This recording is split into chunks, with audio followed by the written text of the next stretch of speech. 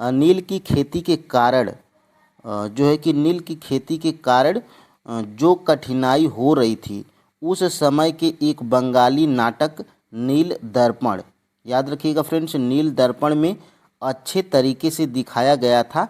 इस पुस्तक के लेखक कौन थे? यानी कि नील दर्पण पुस्तक के लेखक कौन थे, ये जो है कि प्रश्न हमारा बन रहा है। ठीक है, तो नील दर्पण पुस्तक के लेखक कौन थे?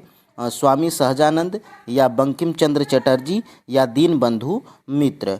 तो फ्रेंड्स देखिए, नील दर्पण जो है कि ये नील दर्पण, ये इसके लेखक कौन थे? दीनबंधु मित्र थे। ऑप्शन नंबर फ्रेंड्स यहाँ से सी बिल्कुल राइट आंसर हो जाएगा। ठीक है, अब देखिए फ्रेंड्स, आगे हम लोग बढ़ते हैं। यहाँ से दूसरा प्रश्न भी देख लेते हैं। नील दर्पण का अंग्रेजी में अनुवाद किसने किया था? देखिए फ्रेंड्स, ये सारी चीज़ें आपके SCERT, बिहार के SCERT बुक में दी गई हैं। ठीक है, और NCERT बुक में भी दी गई हैं। यहाँ पर देखिए, नील दर्पण का अंग्रेजी में अनुवाद किसने किया था? तो फ्रेंड्स, नील दर्पण का अंग्रेजी में अनुवाद माइकल मधुसूदन दत्त के द्वारा किया गया था। तो ऑप्शन नंबर फ्रेंड्स यहाँ से जो है कि ए बिल्कुल राइट आंसर हो जाएगा। अब फ्रेंड्स, ये दोनों प्रश्न आपके देखिए, यहाँ से ये क्लास 8th की हिस्ट्री की SCERT की बुक है, बिहार SCERT की। इसमें देखिए दिया गया है नील दर्पण। यहाँ से फ्रेंड्स देखिए दिया गया है, देखिए नील दर्पण में देखिए, नील की खेती के कारण किसानों को जो कठिनाई हो रही थी, उस समय के एक बंगाली नाटक नील दर्पण बड़े अच्छे तरीके से दिखाया गया। इस पुस्तक के लेखक कौन है? दीनबंधु मित्र थे। तो यहाँ से फ्रेंड्स एक प्रश्न को कैप्चर करिए और देखिए, 1860 में यह पुस्तक बिना किसी लेखक के नाम से छपी थी, ताकि अंग्रेज़ों के गुस्से को उन्हें झेलना नहीं पड़े। देखिए, इसमें उसकी खराब नीति का बखान किया गया था। देखिए, इस पुस्तक का अंग्रेजी में अनुवाद माइकल मधुसूदन दत्त के द्वारा किया गया था। तो एक प्रश्न आपका यहाँ से बना था और एक प्रश्न आपका यहाँ से बना था। तो फ्रेंड्स, ये सारी चीज़ें आपकी बिहार SCERT बुक में दी गई हैं। ठीक है, अब देखिए फ्रेंड्स, यहाँ से और भी है। देखिए यहाँ से एक नील किसान गुलुक चौधरी नाटक का पात्र अपने साथी किसान से कहता है, क्या कहता है? कि यहाँ पर देखिए कि मैं अब नील की खेती नहीं करूँगा, चाहे इसके लिए मुझे जेल ही क्यों न जाना पड़े। भीख मांगकर खा लूँगा, अगर सरकार ने ज़्यादा तंग किया तो गांव को छोड़ दूँगा, लेकिन अब नील की खेती नहीं करूँगा। तो ये यहाँ से जो है कि प्रश्न आपका बनाया गया था। अब फ्रेंड्स, हम लोग जो है कि आगे बढ़ते हैं। दक्कन विद्रोह कब हुआ था? देखिए फ्रेंड्स, विद्रोह से एक या दो प्रश्न आपको जरूर देखने को मिलते हैं बिहार के एग्ज़ाम में। ठीक है, बिहार टीचर के एग्ज़ाम में। तो दक्कन का विद्रोह फ्रेंड्स कब हुआ था, ये प्रश्न आपका बनाया गया है। ठीक है, तो दक्कन का विद्रोह फ्रेंड्स जो है कि 1875 ईस्वी में ये जो है कि बनाया गया था। ऑप्शन नंबर यहाँ से फ्रेंड्स सी बिल्कुल राइट आंसर हो जाएगा। दक्कन विद्रोह 1875 ईस्वी में हुआ था। अब देखिए, इस विद्रोह के बारे में यहाँ पर थोड़ा सा यहाँ पे देखेंगे, जानकारी लेंगे। देखिए 1875 का दक्कन विद्रोह, देखिए महाराष्ट्र के पूना और अहमदानगर जिले में 1875 में किसानों के गुस्से ने बड़े पैमाने पर उपद्रव भड़काया था। तो ये जो है कि 1875 का दक्कन विद्रोह है। ठीक है, इन क्षेत्रों में रैयतवाड़ी प्रणाली लागू थी। यह किसान लगान की ऊंची दर के कारण परेशान थे। समय पर लगान चुकाने के लिए वे महाजनों से ऊंचे ब्याज दर पर पैसा लेते थे और इस तरह वे उनके चंगुल में जीवन भर के लिए फंस जाते थे। इस विद्रोह में किसानों ने महाजनों को अपना निशाना बनाया। तो ये जो है कि प्रश्न यहाँ से बना था। अब देखिए फ्रेंड्स, अब हम लोग आगे बढ़ते हैं। यहाँ से देखिए, इंडियन एसोसिएशन की स्थापना किसने की थी? तो फ्रेंड्स, अगर आपको देखिए प्रश्न का आंसर अगर पता है तो आप लिखिएगा कमेंट बॉक्स में क्वेश्चन नंबर 4, जो आपको पता हो, क्वेश्चन नंबर 4, 5, 1 जो पता हो आपको पहले से, तो क्वेश्चन नंबर लिख के और जो है कि आप उसका सही जो है कि राइट आंसर लिख दीजिएगा। जैसे 4 का जो आपको सही लगे वो आप हमें कमेंट करके जरूर देखिए फ्रेंड्स, मैं सभी कमेंट को पढ़ता हूँ और कमेंट का जो है कि रिप्लाई देने का जो है कि प्रयास करता हूँ। ठीक है, देखिए इंडियन एसोसिएशन की स्थापना किसने की थी? तो इंडियन एसोसिएशन की स्थापना क्या महादेव गोविंद रनाडे ने की थी, या सुरेंद्र नाथ बनर्जी के द्वारा, या सिराज गोपालचारी के द्वारा, या उपर्युक्त में से एक से अधिक, या उपर्युक्त में से कोई नहीं। तो ये फ्रेंड्स इंडियन एसोसिएशन की स्थापना सुरेंद्र नाथ बनर्जी के द्वारा की गई थी। ऑप्शन नंबर फ्रेंड्स यहाँ से जो है कि बी बिल्कुल राइट आंसर हो जाएगा। ठीक है, यहाँ से देखिए ये प्रश्न आपका यहाँ से बनाया गया है। इससे पहले एक और प्रश्न देख लेते हैं। देखिए, मद्रास महाजन सभा का गठन कब हुआ था? तो ये भी जो है कि प्रश्न बन सकता है, आपके एससीईआरटी बुक में दिया गया है। मद्रास महाजन सभा का गठन कब हुआ था? तो फ्रेंड्स मद्रास महाजन सभा का गठन आपके जो है कि 1884 में किया गया था। ऑप्शन नंबर फ्रेंड्स बी यहाँ से राइट आंसर हो जाएगा। ठीक है, अब देखिए इन दोनों प्रश्नों को आप देखेंगे तो एससीईआरटी में क्या दिया गया। देखिए, भारत के महत्वपूर्ण शुरुआती राजनीतिक संगठन, इसमें फ्रेंड्स देखिए यहाँ पे दिया गया है। देखिए 1867 में पूना सार्वजनिक सभा की स्थापना महादेव गोविंद रनाडे ने किया था। और देखिए 1876 में इंडियन एसोसिएशन की स्थापना सुरेंद्र नाथ बनर्जी, ये कलकत्ता में किया था। ठीक है, और देखिए यहाँ से 1878 में native press political association conference, जो कि कलकत्ता में इसका गठन हुआ था। ठीक है, अब देखिए आगे हम लोग बढ़ते हैं। अखिल भारतीय सम्मेलन, अखिल भारतीय सम्मेलन देखिए 1883 में सुरेंद्र नाथ बनर्जी के द्वारा किया गया था। ठीक है, अब देखिए 1884 में मद्रास महाजन सभा का गठन, इसके अधिकांश सदस्य मध्य वर्ग लोग थे। देखिए 1885 में इलाहाबाद पीपुल्स एसोसिएशन और बम्बई प्रेसिडेंट एसोसिएशन सदस्यों के संस्थानों के सदस्य भी मध्यवर्गीय लोग थे। और ये देखिए आपकी भारतीय राष्ट्रीय कांग्रेस की स्थापना, जो कि TRE 3.0 री एग्जाम PRT में पूछा गया था, इसकी स्थापना 1885 में की गई थी। ठीक है, अब देखिए फ्रेंड्स अब हम लोग आगे बढ़ते हैं। यहाँ से देख लेते हैं वर्नाक्यूलर प्रेस एक्ट के माध्यम से क्या किया गया था, यानी कि वर्नाक्यूलर जो ये प्रेस एक्ट था, इसके द्वारा जो है कि क्या लागू किया गया था, या इसका उद्देश्य क्या था। तो वर्नाक्यूलर प्रेस एक्ट का फ्रेंड्स उद्देश्य ये था कि अंग्रेजी समाचार पत्रों पर प्रतिबंध लगाया गया था, ये भी सही है, और भारतीय भाषा के समाचार पत्रों पर प्रतिबंध लगाया गया था। ठीक है, तो यहाँ से इसका right answer friends option number यहाँ से जो है कि डी बिल्कुल राइट आंसर हो जाएगा। और देखिए फ्रेंड्स अगर आपको जो है कि एक बार और बता दें, यहाँ से इस प्रश्न को आप देखेंगे तो आपको ये लगेगा कि सिर्फ आपका ऑप्शन नंबर बी सही है। देखिए, देसी भाषा वर्नाक्यूलर प्रेस एक्ट 1878 में हुआ था। ठीक है, के द्वारा भारतीय भाषाओं में छपने वाले अखबारों पर प्रतिबंध लगा दिया गया था। तो यहाँ से फ्रेंड्स मैं जो है कि आपको ये कहूँगा कि आप जो है कि देखिए, ये मैं फाइनल आंसर की के साथ में बता रहा हूँ। ये प्रश्न आपका BPSC 39वीं BPSC प्री में ये प्रश्न पूछा गया था। तो इसमें सिर्फ आप जो है कि ऑप्शन नंबर बी को ही ट्रिक करेंगे, क्योंकि भारतीय भाषाओं के समाचार पत्रों पर ही प्रतिबंध लगाया गया था। ठीक है, अब देखिए फ्रेंड्स आगे हम लोग बढ़ते हैं और यहाँ से देख लेते हैं। यहाँ से देखिए पोखरण 1 परमाणु परीक्षण किस प्रधानमंत्री के कार्यकाल में हुआ था। तो फ्रेंड्स देखिए पोखरण में 2 बार परमाणु परीक्षण किया गया है, पोखरण 1 और पोखरण 2। ठीक है, तो 2 बार परीक्षण हुआ है। तो ये जो पोखरण जो पहला वाला जो परीक्षण हुआ था, यह किस प्रधानमंत्री के कार्यकाल में हुआ था। देखिए फ्रेंड्स, ये पोखरण 1 परमाणु परीक्षण और पोखरण 2 परमाणु परीक्षण, ये दोनों जो है कि आपके SCERT बुक में दिया गया है। ठीक है, तो ये जो है कि फ्रेंड्स आपका जो है कि इंदिरा गांधी के कार्यकाल में हुआ था। और पोखरण जो पहला वाला परमाणु परीक्षण हुआ था, ये जो है कि आपके इंदिरा गांधी के कार्यकाल में हुआ था। ठीक है, तो ऑप्शन नंबर फ्रेंड्स यहाँ से ए बिल्कुल राइट आंसर हो जाएगा। देखिए यहाँ से पोखरण 1 और पोखरण 2 दोनों का जो है कि चित्र सहित आपके बिहार SCERT बुक में हिस्ट्री में दिया गया है। देखिए पोखरण 1 परमाणु परीक्षण इंदिरा गांधी की सरकार में 1974 में, तो 1974 सन भी आप याद रखिएगा। और यहाँ से देखिए पोखरण 2 देखिएगा, यहाँ से परमाणु परीक्षण वाजपेयी जी की सरकार में 1998 में किया गया था। तो ये आप जो है कि यहाँ से इन दोनों चीज़ों को देख सकते हैं। ठीक है, अब देखिए फ्रेंड्स आगे हम लोग बढ़ते हैं। यहाँ से इटली का एकीकरण किन राष्ट्रवादी नेताओं के सहयोग से पूर्ण हुआ था। यानी कि फ्रेंड्स ये भी आपके जो है कि बिहार SCERT बुक में दिया गया है। इटली का एकीकरण फ्रांस का एकीकरण और जर्मनी का एकीकरण। तो ये जो है कि प्रश्न यहाँ से बनता है, ठीक है।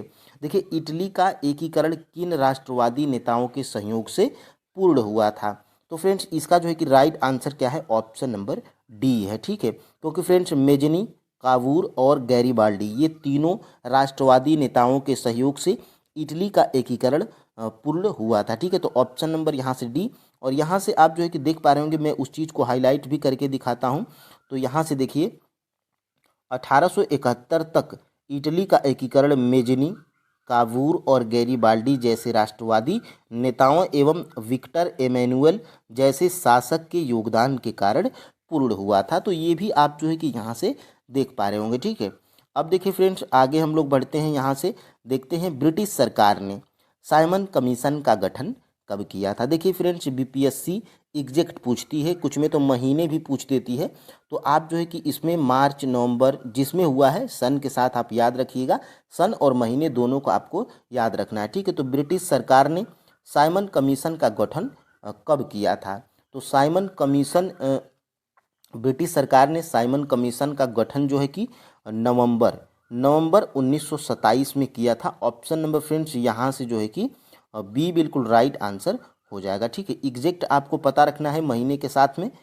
यहाँ पे देख पा रहे होंगे, मैं हाईलाइट भी किया हूँ, यहाँ से देखिए, परंतु समय से पूर्व ही नवंबर 1927 में ब्रिटिश सरकार ने इंडियन स्टैट्यूटरी कमीशन का गठन किया, जिसे आमतौर पर साइमन कमीशन कहा जाता है। तो साइमन कमीशन को हम लोग देखिए इंडियन स्टैट्यूटरी कमीशन जो है कि नाम से भी जानते हैं, ठीक है। तो नवंबर 1927 में इसका जो है कि गठन किया गया था। ये आप जो है कि एग्जैक्ट याद रखेंगे। और ये प्रश्न फ्रेंड्स आपके जो है कि TRE 3.0 6 to 8 में ये प्रश्न आपका पूछा गया था। अब देखिए आगे हम लोग बढ़ते हैं। कांग्रेस पार्टी ने all India trade union Congress, AITUC short है।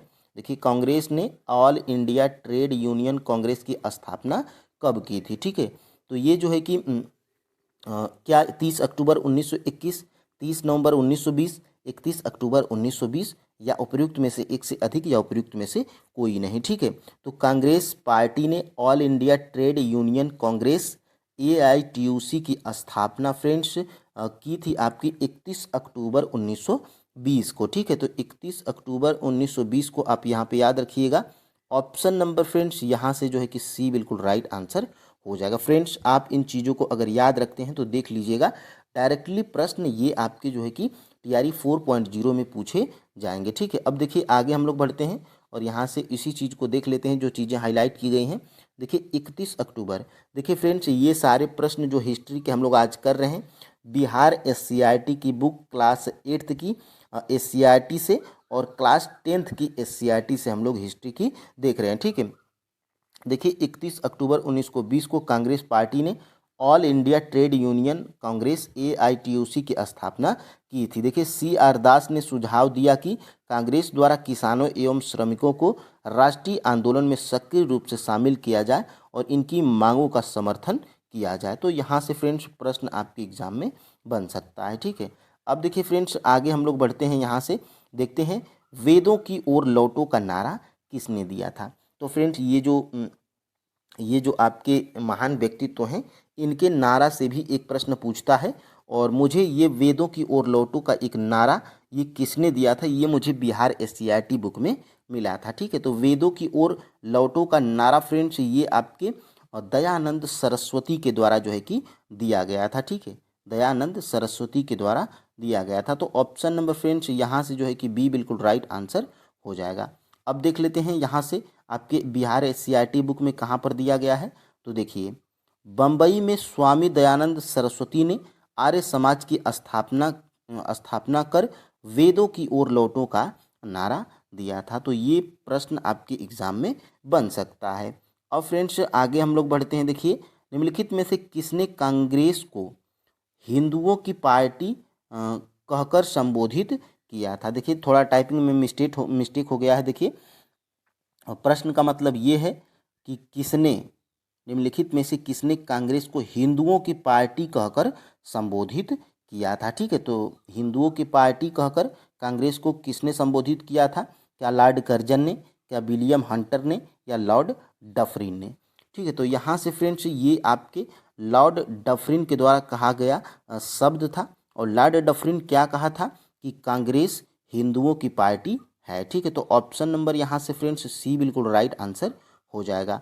अब इसको हम लोग देख लेते हैं यहाँ से एक और प्रश्न, कांग्रेस समाजवादी दल की स्थापना कब की गई थी। ये आपके 6 to 8 में ये प्रश्न पूछा गया था और पीआरटी में भी ये प्रश्न आपका पूछा गया था। तो कांग्रेस समाजवादी दल की स्थापना फ्रेंड्स 1934 ईस्वी में की गई थी। ऑप्शन नंबर फ्रेंड्स यहाँ से जो है कि बी बिल्कुल राइट आंसर हो जाएगा। ठीक है, यहाँ से इन दोनों प्रश्नों को अगर हम लोग देखेंगे तो यहाँ से देखिए, सबसे पहले कांग्रेस समाजवादी दल की स्थापना, देखिए महीने सहित आप याद रखिएगा, अक्टूबर 1934 में। ठीक है, हालांकि 1931 में बिहार समाजवादी दल की स्थापना जयप्रकाश बाबू ने कर दिया था। तो यहाँ से दोनों चीज़ों को आप याद रख सकते हैं। ठीक है, आगे हम लोग बढ़ते हैं। और राष्ट्रीय सेवक संघ की स्थापना कब और किसने की थी।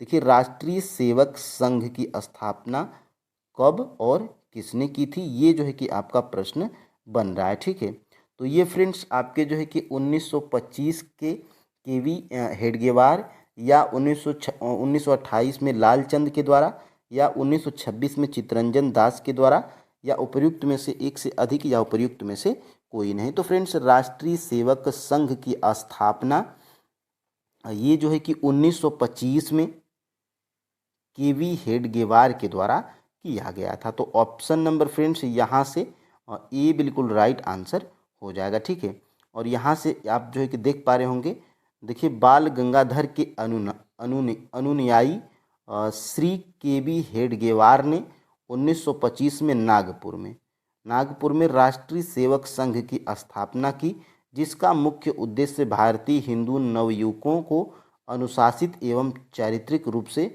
मजबूत कर राष्ट्र का निर्माण करना था। तो यहाँ से आपके एग्ज़ाम में प्रश्न बन सकता है। ठीक है, अब देखिए फ्रेंड्स आगे हम लोग बढ़ते हैं। यहाँ से अंकोर वाट का मंदिर कहाँ स्थित है। देखिए फ्रेंड्स, मैं ऐसे ही ये प्रश्न नहीं बनाया हूँ, क्योंकि अंकोर वाट का ये जो मंदिर है, ये फ्रेंड्स इसका चित्र आपके बिहार SCERT की बुक में हिस्ट्री में दिया गया है। तो ये जो अंकोर वाट का मंदिर है, ये फ्रेंड्स कहाँ पर स्थित है, तो ये आपका कंबोडिया देश में स्थित है। ठीक है, तो ऑप्शन नंबर यहाँ से बी बिल्कुल राइट आंसर हो जाएगा। अब आप लोग यहाँ से देख सकते हैं, ये देखिए आपका जो है कि ये अंकोर वाट का मंदिर है, और देखिए दूसरी तरफ लाओस कंबोडिया पर भारतीय संस्कृति का प्रभाव था।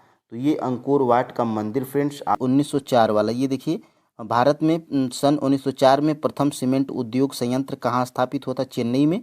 और ये जो है कि आपके फ्रेंड्स बिहार SCERT के बुक में यहाँ पर दिया गया है। जब आप क्लास 10th की SCERT ज्योग्राफी की जब आप खोलिएगा तो देखिए यहाँ पर दिया गया है, पहला सीमेंट संयंत्र 1904 में चेन्नई में स्थापित किया गया था। तो ये प्रश्न फ्रेंड्स आपके जो है कि सारे प्रश्न आपके जो है कि बिहार SCERT और NCERT को मैच करके बनाए जा रहे हैं, और मैं जो है कि प्रूफ के साथ में भी दिखाते हुए चलता हूं।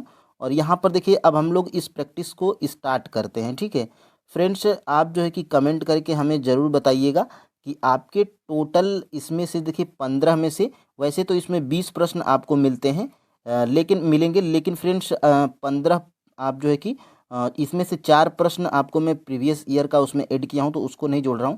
15 में से आपके टोटल कितने सही होते हैं आप हमें कमेंट करके ज़रूर बताइएगा। ठीक है, यहाँ से देखिए अब हम लोग स्टार्ट करेंगे। ब्रह्मपुत्र नदी को तिब्बत में किस नाम से जाना जाता है। तो फ्रेंड्स, ब्रह्मपुत्र नदी को तिब्बत में किस नाम से जाना जाता है। क्या दिहांग के नाम से जाना जाता है, क्या जमुना के नाम से जाना जाता है, क्या ब्रह्मपुत्र नदी को तिब्बत में सांगपो के नाम से जाना जाता है, कि एक से अधिक या उपयुक्त में से कोई नहीं। तो फ्रेंड्स देखिए, ब्रह्मपुत्र नदी को तिब्बत में जो है कि सांगपो के नाम से जाना जाता है। ऑप्शन नंबर फ्रेंड्स यहाँ से सी बिल्कुल राइट आंसर हो जाएगा। ठीक है, देखिए आप जो है कि अगर आपको आंसर पता है तो वीडियो को पॉज करके आप कमेंट करके भी हमें बता सकते हैं। यहाँ पर देखिएगा अब हम लोग बढ़ते हैं, और ये देखिए आपके जो है कि बिहार SCERT के बुक में यहाँ पर दिया गया है। देखिए फ्रेंड्स, यहाँ से जो है कि दिया गया है, और यहाँ से देखिए ब्रह्मपुत्र नदी को तिब्बत में जो है कि देखिए ब्रह्मपुत्र नदी को तिब्बत में सांगपो के नाम से जाना जाता है, और बांग्लादेश में जो है कि ब्रह्मपुत्र नदी को जमुना के नाम से जाना जाता है। ये जो है कि आपको पता होना चाहिए, ठीक है। और यहाँ से देखिएगा फ्रेंड्स, यहाँ से मैं आपको जो है कि दिखा दूँ। देखिए दिहांग दिहांग दिहांग जो है कि ये अरुणाचल प्रदेश में जो है कि जाना जाता है ब्रह्मपुत्र नदी को, जो है कि अरुणाचल प्रदेश में, ठीक है। तो इसको आप जो है कि अरुणाचल अरुणाचल प्रदेश, और जमुना जमुना जो है कि फ्रेंड्स ये बांग्लादेश में, ठीक है, बांग्लादेश में। और ये जो है कि सांगपो को, ये जो है कि ब्रह्मपुत्र नदी को जो है कि ब्रह्मपुत्र नदी को तिब्बत में सांगपो के नाम से जाना जाता है। तो ये आप जो है कि यहाँ से देख सकते हैं। यहाँ पे देखिए देखिए ब्रह्मपुत्र नदी है, और ये देखिए इस नदी की उत्पत्ति कहाँ से होती है? तिब्बत स्थित मानसरोवर झील से हुई है। और इस ब्रह्मपुत्र नदी की लंबाई कितनी है? तो 2900 किलोमीटर से अधिक है, ठीक है। और देखिए अरुणाचल प्रदेश में गार्ज के माध्यम से प्रवेश करती है। इसे यहाँ स्थानीय भाषा में दिहांग के नाम से जाना जाता है। तो अरुणाचल प्रदेश में ब्रह्मपुत्र नदी को दिहांग के नाम से जाना जाता है, और ब्रह्मपुत्र नदी को जो है कि यहाँ पे तिब्बत में सांगपो के नाम से जाना जाता है, और बांग्लादेश में ये जो है कि ब्रह्मपुत्र नदी को जमुना के नाम से जाना जाता है। तो ये सारे फैक्ट हैं। और देखिए एससीईआरटी और एनसीईआरटी की खास बात ये है कि ब्रैकेट में ये जो है कि घेर के दे देता है, क्या आप जानते हैं, और यहीं से अधिकतर प्रश्न आपके एग्जाम में देखने को मिलते हैं, ठीक है। अब देखिए फ्रेंड्स यहाँ से अब हम लोग आगे बढ़ते हैं। देखिए भारत का दूसरा सबसे बड़ा जलप्रपात कौन सा है? तो फ्रेंड्स जो है कि कुंचिकल जलप्रपात, शिव समुद्रम जलप्रपात, कि दूध सागर जलप्रपात, की उपर्युक्त में से एक से अधिक, या उपर्युक्त में से कोई नहीं। तो देखिएगा भारत का दूसरा सबसे बड़ा जलप्रपात फ्रेंड्स यहाँ पर शिव समुद्रम है। शिव समुद्रम जलप्रपात जो है कि भारत का दूसरा जो है कि सबसे बड़ा जलप्रपात है, दूसरा, ठीक है। ट्विन आप देख लेंगे, दूसरा है ये भारत का दूसरा सबसे बड़ा जलप्रपात शिव समुद्रम है। और फ्रेंड्स दूसरा और जो है कि सबसे बड़ा, यानी कि सबसे बड़ा जलप्रपात भारत का कौन सा है? तो ये है फ्रेंड्स आपका जो है कि कुंचिकल जलप्रपात। तो ये जो है कि फर्स्ट है, और ये जो है कि आपका सेकेंड है, ठीक है। और यहाँ से आपका राइट आंसर क्या है? ऑप्शन नंबर बी है। और ये देखिए आपके जो है कि बिहार एससीईआरटी के बुक में भी यहाँ पर दिया गया है। देखिए फ्रेंड्स कावेरी नदी है, ठीक है। और कावेरी नदी की उत्पत्ति पश्चिमी घाट स्थित ब्रह्मगिरी पहाड़ी से हुई है, और इसकी लंबाई कितनी है? लगभग 760 किलोमीटर है। और ये यहाँ पर आप जो है कि दिखाई दे रहा होगा आपको। देखिए शिव समुद्रम जलप्रपात भारत का दूसरा सबसे बड़ा जलप्रपात है, जो कि कावेरी नदी पर बनाया गया है। तो ये प्रश्न आपके एग्जाम में बन सकता है कि जो है कि कावेरी नदी पर कौन सा जलप्रपात है? तो शिव समुद्रम जलप्रपात है। और यहाँ पर देखिए ज्ञात कीजिए, ये भी यहाँ से भी प्रश्न आपके एग्जाम में बन जाता है। भारत का सबसे बड़ा जलप्रपात कौन है? तो ये आपका जो है कि कुंचिकल जलप्रपात, जो कि आपने ऊपर देखा था, ठीक है। अब देखिए फ्रेंड्स अब हम लोग आगे बढ़ते हैं। भारत सरकार ने गंगा कार्य परियोजना कब प्रारंभ किया था? तो भारत सरकार ने गंगा कार्य परियोजना ये जो है कि 1947 की, 1885 की, 1785 की, उपर्युक्त में से एक से अधिक, की उपर्युक्त में से कोई नहीं। तो फ्रेंड्स देखिएगा भारत सरकार ने गंगा कार्य परियोजना ये जो है कि 1985 में जो है कि शुरू किया था, 1985 में। तो फ्रेंड्स 1985 आपका किसी भी ऑप्शन में नहीं है, तो यहाँ पर उपर्युक्त में से कोई नहीं आपका राइट आंसर होगा। Option number E will be the correct answer, ठीक है। यहाँ पर 1985 आप याद रखिएगा।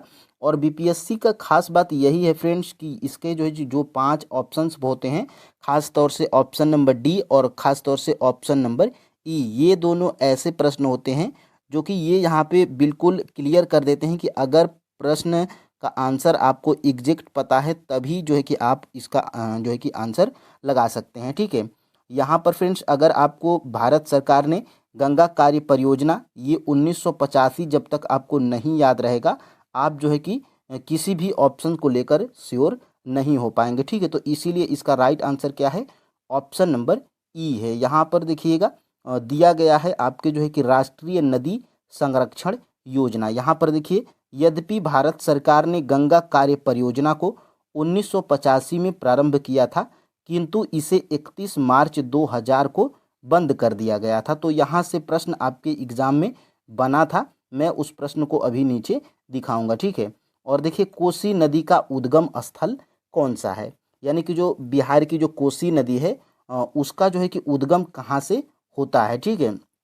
तो कोसी नदी का जो है कि उद्गम स्थल आप जो है कि कमेंट करके बताइए कि गंगोत्री है, कि मानसरोवर है, कि गोसाई थान है, या उपयुक्त में से एक से अधिक है, कि उपयुक्त में से कोई नहीं है। तो फ्रेंड्स, कोसी नदी का जो है कि उद्गम स्थल यहाँ पर गोसाई थान है। ऑप्शन नंबर फ्रेंड्स यहाँ से सी बिल्कुल राइट आंसर हो जाएगा।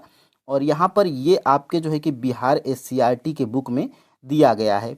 यहाँ पर देखिएगा गोसाई थान, यहाँ पे देखिए कोसी नदी है, और यहाँ पे यह नदी महान हिमालय के गोसाई थान से निकलकर नेपाल होते हुए बिहार के सुपौल जिला में प्रवेश करती है। उद्गम स्थल के समीप कोसी की मुख्य धारा अरुण कहलाती है, ठीक है। तो यहाँ से प्रश्न आपके एग्जाम में बन सकता है, ठीक है। अब देखिए फ्रेंड्स, यहाँ पे कोसी नदी की लंबाई भी यहाँ पर दिया गया है। इस नदी की लंबाई कितनी है, कोसी नदी की 230 किलोमीटर है, ठीक है। अब देखिए फ्रेंड्स, अब हम लोग आगे बढ़ते हैं, यहाँ से 5 नंबर के प्रश्न की तरफ बढ़ते हैं। देखिए, निम्नलिखित में से सिंधु नदी की सहायक नदी कौन सी है। तो सिंधु नदी की सहायक नदियाँ देखिए कौन सी है, क्या नुब्रा है, कि श्योक है, कि हुंजा है, कि उपयुक्त में से एक से अधिक है, कि उपयुक्त में से कोई नहीं है, ठीक है। तो यहाँ पर फ्रेंड्स उपयुक्त में से एक से अधिक जो है कि आपका राइट आंसर हो जाएगा, क्योंकि फ्रेंड्स ये नुब्रा, श्योक और हंजा ये जो है कि तीनों सिंधु नदी की सहायक नदियां हैं। तो यहाँ पर फ्रेंड्स ऑप्शन नंबर डी बिल्कुल राइट आंसर हो जाएगा, ठीक है। देखिए फ्रेंड्स, ये भी प्रश्न आपके जो है कि TRE 3.0 री एग्ज़ाम में ये प्रश्न आपका पूछा गया था। यहाँ पर आप जो है कि देख सकते हैं इस नदी का प्रवाह, देखिए सिंधु नदी, देखिए सिंधु नदी है, और इस नदी का प्रवाह लगभग 250 किलोमीटर में फैला हुआ है, जिसमें जास्कर, नुब्रा, श्योक और हंजा जैसे प्रमुख सहायक नदियां हैं, ठीक है। तो ये जो है कि आपके तीनों ऑप्शंस में थे, और जास्कर भी है। आप जो है कि इन 4 नदियों को याद रखिएगा, ये सिंधु नदी की सहायक नदियां हैं। और फ्रेंड्स देखिए, ये जो है कि आपका प्रश्न, देखिए मैं आपको नीचे वो प्रश्न आपका जो है कि दिखाने का प्रयास करूंगा। यहाँ से वो प्रश्न कहाँ पर पूछा गया है, मैं यहाँ से दिखा देता हूँ। यहाँ से थोड़ा सा अगर आप नीचे जाते हैं तो देखिए यहाँ से, हाँ देखिए ये जो है कि सिंधु नदी, यहाँ से आते हैं थोड़ा सा नीचे, हाँ देखिए ये आपका जो है कि TRE 3.0 SST में पूछा गया प्रश्न है। SST में जियोग्राफी वाले सेक्शन में देखिए, निम्नलिखित में से कौन सी सिंधु नदी की सहायक नदी कश्मीर क्षेत्र में मिलती हैं। तो ये फ्रेंड्स इसका जो है कि राइट आंसर जो है कि क्या है, जियोग्राफी ये 37 नंबर का प्रश्न का राइट आंसर क्या है, ऑप्शन नंबर डी है, एक से अधिक, क्योंकि ये जो है कि तीनों नदियाँ सिंधु नदी की सहायक नदियाँ हैं। जियोग्राफी का 37 नंबर का अगर आप प्रश्न अगर देखते हैं, तो जियोग्राफी का 37 नंबर का, ठीक है, जियोग्राफी 37 आते हैं यहाँ पे, जियोग्राफी 37। तो ये प्रश्न जो है कि आपने देखा था कि ये आपके जो है कि एग्ज़ाम में प्रश्न जो है कि पूछा गया था, ठीक है। अब देखिए फ्रेंड्स, अब हम लोग आगे बढ़ते हैं, और यहाँ से 6 नंबर के प्रश्न की तरफ हम लोग बढ़ते हैं। देखिए 6 नंबर का प्रश्न आपका क्या है, 6 नंबर का प्रश्न, देखिए 6 नंबर का प्रश्न, सिंधु जल समझौता कब हुआ था। ये जो है कि सिंधु जल समझौता कब हुआ था, ये आपके जो है कि बिहार SCRT के बुक में दिया गया है। तो सिंधु जल समझौता क्या 1960 में, कि 1947 में, कि 1945 में, कि उपयुक्त में से एक से अधिक, कि उपयुक्त में से कोई नहीं। तो फ्रेंड्स देखिए, सिंधु जल समझौता ये आपका जो है कि 1960 में हुआ था। ऑप्शन नंबर यहाँ पर फ्रेंड्स ये बिल्कुल राइट आंसर हो जाएगा। और एग्जैक्ट डेट की बात करेंगे तो 19 सितंबर 1960 को जो है कि ये आपका जो है कि सिंधु जल समझौता हुआ था भारत और पाकिस्तान के बीच में। जैसे आपने देखा कि अभी जो ऑपरेशन सिंदूर चला था उससे पहले जो घटना हुई थी, तो उसमें फ्रेंड्स सबसे पहले जो है कि सिंधु जल को भारत के द्वारा रोका गया था। ठीक है, तो यही है इसका जो है कि सिंधु जल समझौता 1960 में भारत और पाकिस्तान के बीच में हुआ था। और ये फ्रेंड्स आप जो है कि देखेंगे जाड़े में तमिलनाडु के तटीय क्षेत्रों में वर्षा का कारण क्या है।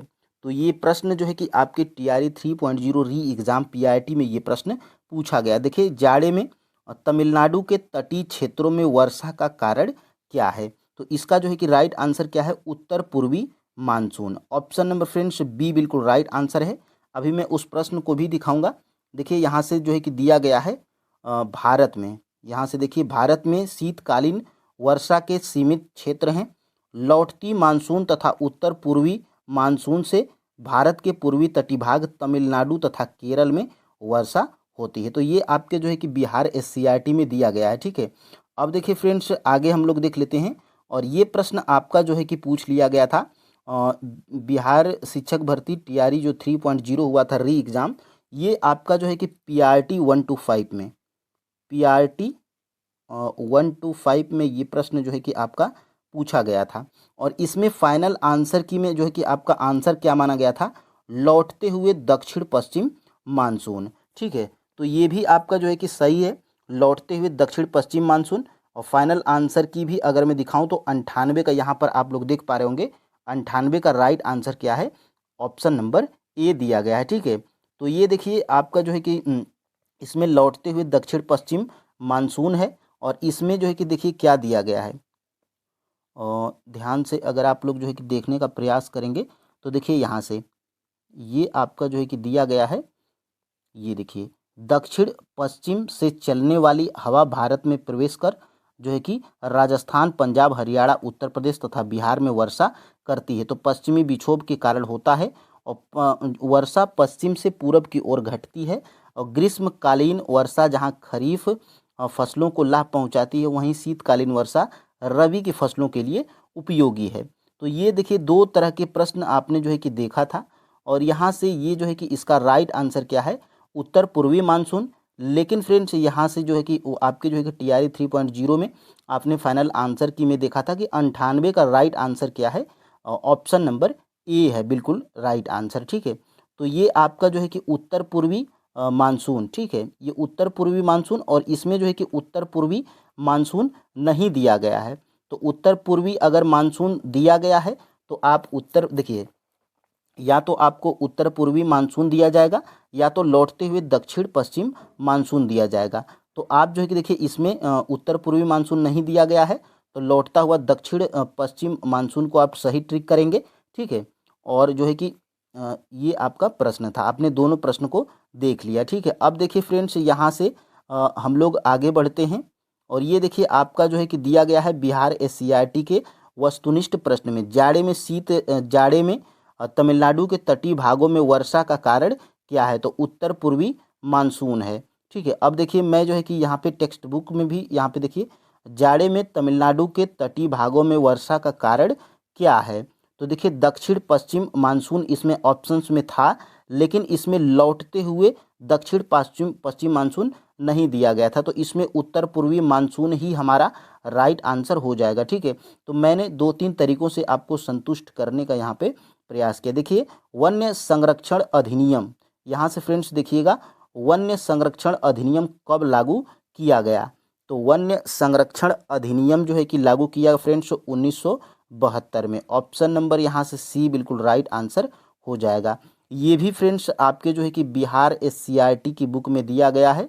और देखिए ब्रैकेट में करके दिया गया है। देखिए क्या आप जानते हैं कि भारत में वन्य जीव संरक्षण अधिनियम 1972 में लागू किया गया था। तो ऐसा अगर घेर के दिया गया है और क्या बोलता है कि क्या आप जानते हैं, और उसमें जो एक लाइन में दिया रहता है, जैसे ये दिया गया है वन्य जीव संरक्षण अधिनियम 1972 में लागू किया गया, तो ऐसे ही यहीं से प्रश्न जो है कि आपके एग्जाम में बनता है। ठीक है, अब देखिए फ्रेंड्स यहाँ से विश्व का सर्वोच्च शिखर माउंट एवरेस्ट को नेपाल में किस नाम से जाना जाता है। ये भी जो है कि आपका महत्वपूर्ण प्रश्न है, आपके एग्जाम में पूछा जा सकता है कि विश्व का जो सर्वोच्च शिखर माउंट एवरेस्ट है, इसको जो है कि नेपाल में किस नाम से जाना जाता है। क्या गौरी शंकर के नाम से जाना जाता है, क्या मकाऊ के नाम से जाना जाता है, कि अन्नपूर्णा के नाम से जाना जाता है, कि उपर्युक्त में से एक से अधिक, कि उपर्युक्त में से कोई नहीं। तो फ्रेंड्स देखिएगा, ये जो विश्व का सर्वोच्च शिखर माउंट एवरेस्ट है, इसको फ्रेंड्स देखिए नेपाल में जो है कि सागर माथा के नाम से जाना जाता है। ठीक है, यहाँ पे सागर माथा के नाम से जाना जाता है किसको, माउंट एवरेस्ट को, नेपाल में। तो सागर माथा आपका जो है कि किसी भी ऑप्शन में नहीं है। तो फ्रेंड्स आपका राइट आंसर क्या हो जाएगा, उपर्युक्त में से कोई नहीं। यहाँ पे ऑप्शन नंबर ई बिल्कुल राइट आंसर हो जाएगा। ठीक है, और यहाँ से फ्रेंड्स देखिएगा माउंट एवरेस्ट की जो है कि माउंट एवरेस्ट की ऊंचाई कितनी है, तो 8,848, कहीं कहीं पे 50 भी देता है। ठीक है, और यहाँ पे आप जो है कि देख पा रहे होंगे विश्व का, ये आपके बिहार एससीईआरटी बुक में दिया गया है, विश्व का सर्वोच्च शिखर माउंट एवरेस्ट जिसकी ऊंचाई 8,848 मीटर है, नेपाल तिब्बत सीमा पर अवस्थित है। स्थानीय लोग इस चोटी को क्या कहते हैं, सागर माथा के नाम से पुकारते हैं। तो यहाँ से प्रश्न आपके एग्जाम में बन सकता है। ठीक है, तो आप इसको जो है कि ध्यान रखिएगा। और देखिए गंडक नदी को नेपाल में किस नाम से जाना जाता है, यानी कि जो गंडक नदी है इसको जो है कि नेपाल में किस नाम से जाना जाता है। तो फ्रेंड्स गंडक नदी को नेपाल में जो है कि नारायणी नदी के नाम से जाना जाता है। ऑप्शन नंबर यहाँ से फ्रेंड्स बी बिल्कुल राइट आंसर हो जाएगा। ठीक है, गंडक नदी को नेपाल में नारायणी नदी के नाम से जाना जाता है। और यहाँ पर फ्रेंड्स दिया भी गया है, देखिए यहाँ पे जो देखिए नेपाल में पूर्व से पश्चिम 3 प्रमुख नदी तंत्र का क्रम है। वो क्रम क्या है, कोसी, गंडक और घाघरा। ठीक है, और यहाँ की सबसे लंबी नदी कौन है, कर्नाली है, जो घाघरा की सहायक नदी है और पश्चिम बंगाल में बहती हुई भारत में प्रवेश करती है। और मध्य नेपाल में गंडक, जिसे यहाँ नारायणी नदी के नाम से जाना जाता है। यहीं से आपका प्रश्न बनाया गया था।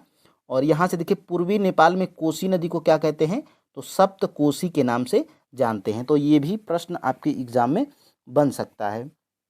और देखिए आगे हम लोग बढ़ते हैं। देखिए भारत के साथ बांग्लादेश की स्थलीय सीमा कितनी लंबी है। एक इसी तरह का प्रश्न आपके TRE 3.0 री एग्ज़ाम PRT में पूछा गया था। उसको मैं नीचे अभी दिखाऊंगा। देखिए भारत के साथ बांग्लादेश की स्थलीय सीमा कितनी लंबी है, क्या 4,096 किलोमीटर है, 4,018 किलोमीटर, 4,017 किलोमीटर, क्या उपर्युक्त में से एक से अधिक, कि उपर्युक्त में से कोई नहीं। तो देखिएगा भारत के साथ बांग्लादेश की स्थलीय सीमा फ्रेंड्स आपका जो है कि 4,096 किलोमीटर है। ऑप्शन नंबर फ्रेंड्स ये बिल्कुल राइट आंसर हो जाएगा। और सबसे अधिक जो है कि भारत की सीमा बांग्लादेश के साथ में लगती है। ठीक है, और यही प्रश्न जो है कि आपके एग्ज़ाम में भी पूछा गया था। यहाँ पर आप जो है कि देख पा रहे होंगे, ये प्रश्न आपको देखिए पहले ये आपके बिहार SCRT में बांग्लादेश के बारे में यहाँ पर दिया गया है। और यहाँ पे देख सकते हैं आप लोग, इसकी सीमा पश्चिम, उत्तर और पूर्व की ओर भारत की सीमा से सटी हुई है, जिसकी लंबाई करीब कितना है, 4,096 किलोमीटर है। और यहीं से मैं आपका जो है कि प्रश्न को बनाया था। यहाँ पे देखिए जनसंख्या की दृष्टिकोण से बांग्लादेश एशिया का 5वां सबसे बड़ा राष्ट्र है। ठीक है, तो ये भी आप जो है कि याद रखिएगा। और यहाँ से देखिए विश्व का सबसे बड़ा डेल्टा कौन सा है और कहाँ है। तो ये फ्रेंड्स देखिए ब्रैकेट में करके अगर दिया गया है, तो विश्व का सबसे बड़ा डेल्टा कहाँ पर है, तो विश्व का सबसे बड़ा डेल्टा कौन है, तो सुंदरवन है। ठीक है, सुंदरवन का जो डेल्टा है ये फ्रेंड्स जो है कि विश्व का सबसे बड़ा डेल्टा है। और ये है कहाँ, तो ये है आपका बांग्लादेश में। ठीक है, ये है आपका बांग्लादेश में है। और ये जो है कि सुंदरवन का निर्माण किनके द्वारा होता है, तो गंगा, ब्रह्मपुत्र और मेघना नदी के कारण जो है कि मिलने के कारण होता है। ठीक है, इसमें जो है कि निर्माण, इसमें आपका जो है कि गंगा है। ठीक है, गंगा है, ब्रह्मपुत्र है, ब्रह्मपुत्र है और मेघना है। ठीक है, तो मेघना को भी आप जो है कि याद रखिएगा। देखिए सबसे पहले सुंदरवन डेल्टा, विश्व का सबसे बड़ा डेल्टा कौन है, सुंदरवन का डेल्टा। और ये है कहाँ, तो ये है आपका जो है कि बांग्लादेश में। और किन किन नदियों के कारण होता है, बनता है, तो गंगा, ब्रह्मपुत्र और मेघना। ठीक है, तो इसको भी आप जो है कि याद रखिएगा। ठीक है, अब देखिए फ्रेंड्स आगे हम लोग बढ़ते हैं। देखिए ये आपका जो है कि TRE 3.0 री एग्जाम PRT में ये प्रश्न आपका पूछा गया था। भारत देश की अधिकतम अंतर्राष्ट्रीय सीमा है। तो ये जो है कि सबसे बड़ी अंतर्राष्ट्रीय सीमा, सबसे बड़ा जो है कि भारत के साथ बांग्लादेश की सीमा लगती है।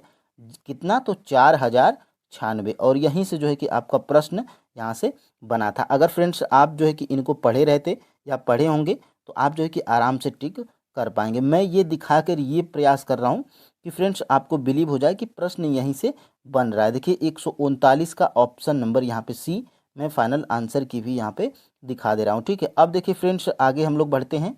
सिंधु नदी बहती है, यानी कि जो सिंधु नदी है ये किस दिशा से किस दिशा की ओर बहती है। ठीक है, तो सिंधु नदी फ्रेंड्स जो है कि आपका उत्तर से पश्चिम की ओर बहती है। ठीक है, उत्तर से जो है कि पश्चिम दिशा की ओर बहती है। तो उत्तर से पश्चिम आपका जो है कि किसी भी ऑप्शन में नहीं है। तो यहाँ से फ्रेंड्स आपका राइट आंसर क्या हो जाएगा? ऑप्शन नंबर ई, उपर्युक्त में से कोई नहीं।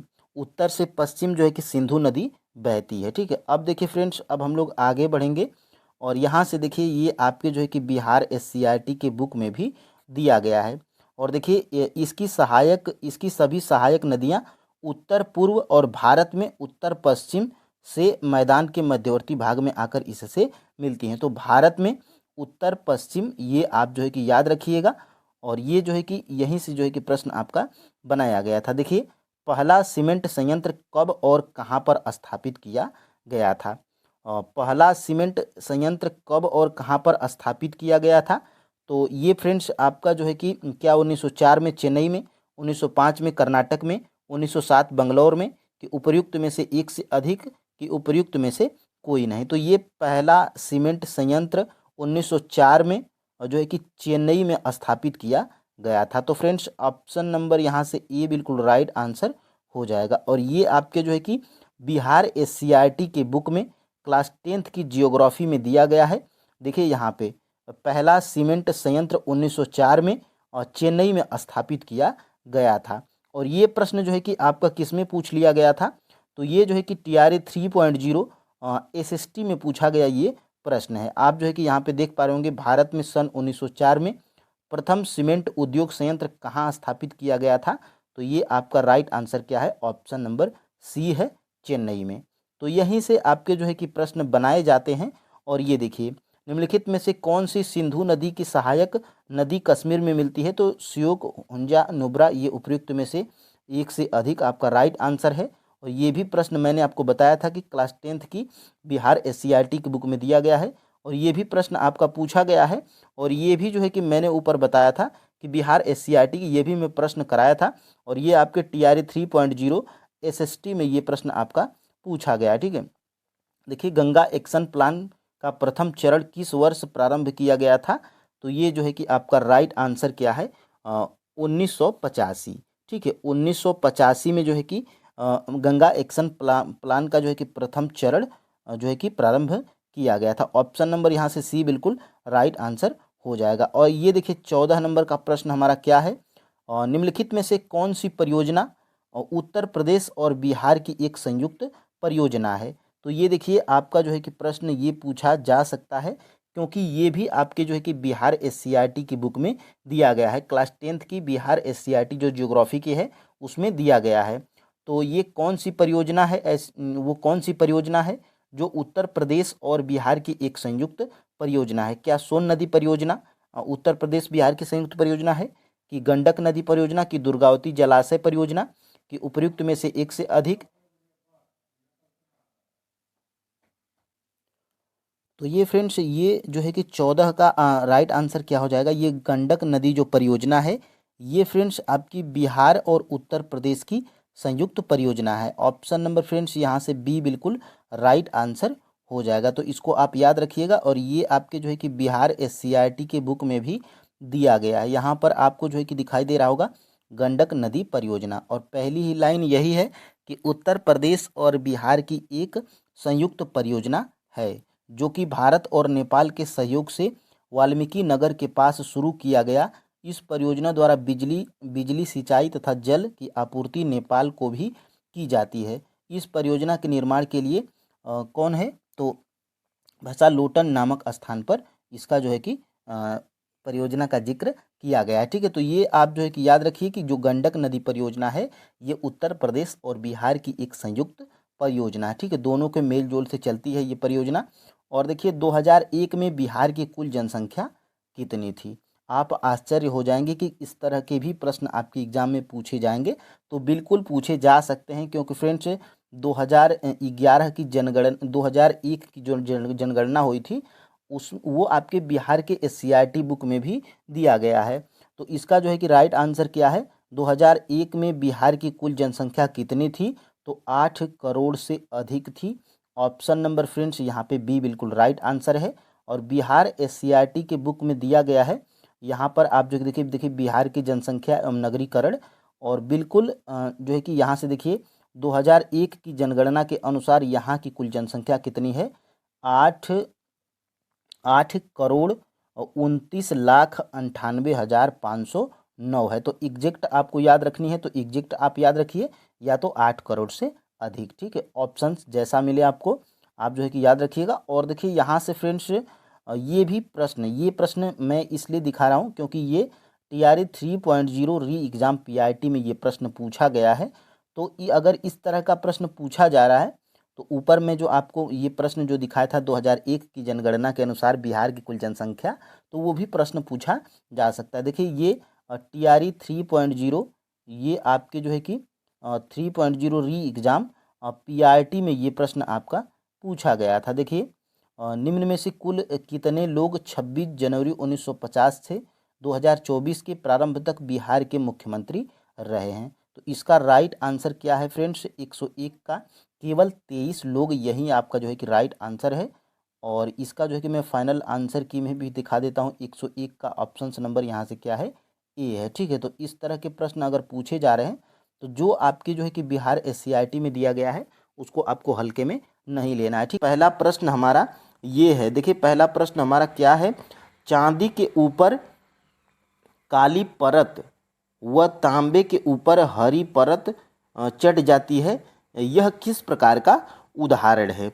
देखिए फ्रेंड्स बढ़िया प्रश्न है और इम्पोर्टेंट प्रश्न है, आपके एग्जाम में इसी तरह के प्रश्न पूछे जाते हैं। ठीक है, देखिए चांदी के ऊपर काली परत व तांबे के ऊपर हरी परत ये चढ़ जाती है, ये किस प्रकार का उदाहरण है। ठीक है, तो फ्रेंड्स ये किस प्रकार का उदाहरण है आप हमें कमेंट करके बताइए।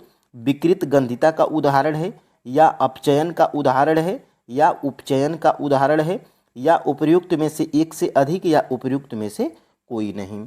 तो फ्रेंड्स चांदी के ऊपर काली परत और तांबे के ऊपर हरी परत जब चढ़ जाती है तो ये जो है कि हमारा ये संक्षारण का उदाहरण है। किसका उदाहरण है, संक्षारण का उदाहरण है। ठीक है, देखिए संक्षारण का उदाहरण है, और संक्षारण आपका फ्रेंड्स किसी भी ऑप्शन में नहीं है। तो हमारा यहाँ पे कौन सा जो है कि राइट आंसर हो जाएगा, ऑप्शन नंबर फ्रेंड्स ई बिल्कुल राइट आंसर हो जाएगा। देखिए BPSC आपका इसी तरह से चालाकी से प्रश्न को बनाती है और ऑप्शन को सेट करती है, और फ्रेंड्स आप जो है कि कंफ्यूज हो जाते हैं। तो अभी से अगर आप प्रैक्टिस किए रहेंगे इसी तरह के, तो फ्रेंड्स आप जो है कि एग्ज़ाम में आप कॉन्फिडेंस के तौर पे आप जो है कि प्रश्नों को सही कर पाएंगे। ठीक है, यहाँ से ऑप्शन नंबर ई चांदी के ऊपर काली परत चढ़ जाती है और तांबे के ऊपर हरी परत चढ़ जाती है, तो ये संक्षारण के उदाहरण हैं। ठीक है, यहाँ पर फ्रेंड्स देखिए संक्षारण होता क्या है, तो देखिए संक्षारण के उदाहरण सबसे पहले देख लीजिए क्या होता है। तो देखिए आपने अवश्य देखा होगा लोहे की बनी नई वस्तुएं चमकीली होती हैं, लेकिन कुछ समय पश्चात उन पर ललिमा युक्त भूरे रंग की परत चढ़ जाती है, जैसे मोर्चा जिसको कहते हैं आप लोग, और इस प्रक्रिया को लोहे पर जंग लगना कहते हैं। ठीक है, और यहाँ से देखिए क्या आपने चांदी तथा तांबे पर चढ़ने वाली परत के रंग पर ध्यान दिया है।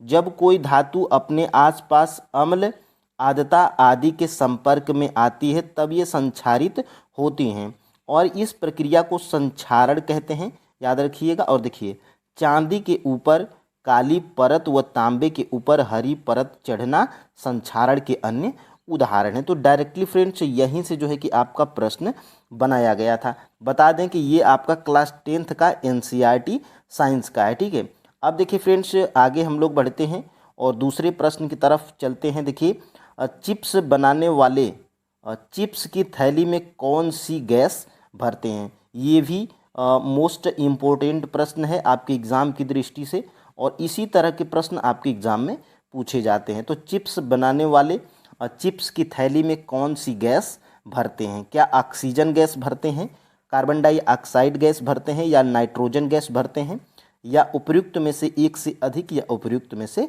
कोई नहीं?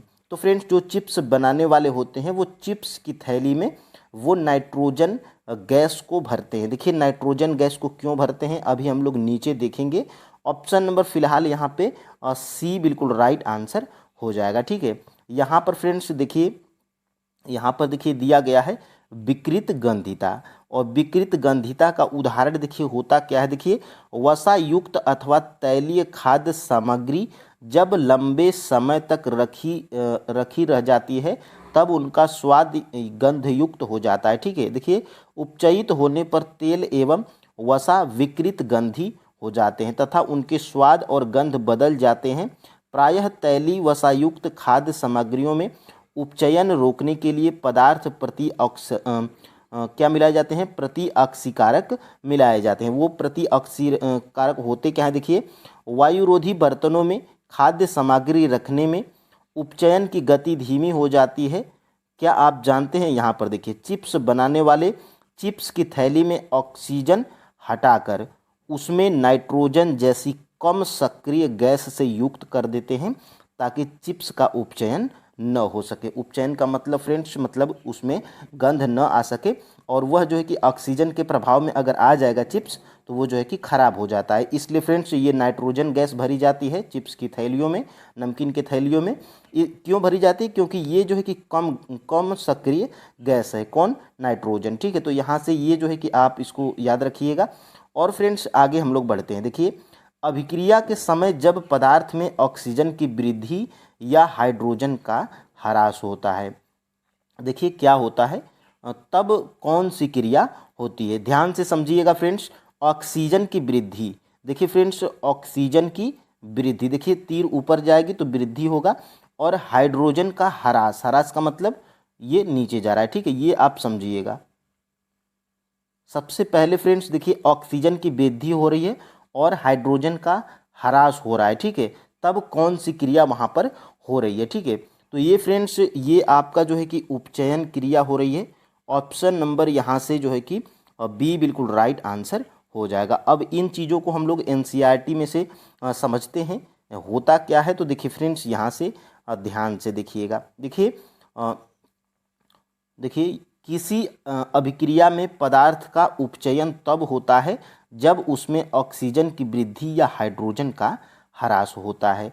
तो आप जो है कि यहाँ पे स्क्रीनशॉट भी ले लेंगे तब भी हो जाएगा, या अगर आप नोट बना रहे हैं, शार्ट नोट बना रहे हैं इस प्रैक्टिस सेट का, तो फ्रेंड्स आप लिख लीजिए कि उपचयन हेडिंग डाल के कि उपचयन में होता क्या है। तो ऑक्सीजन की वृद्धि होती है और हाइड्रोजन का ह्रास होता है। ठीक है, और अपचयन में होता क्या है?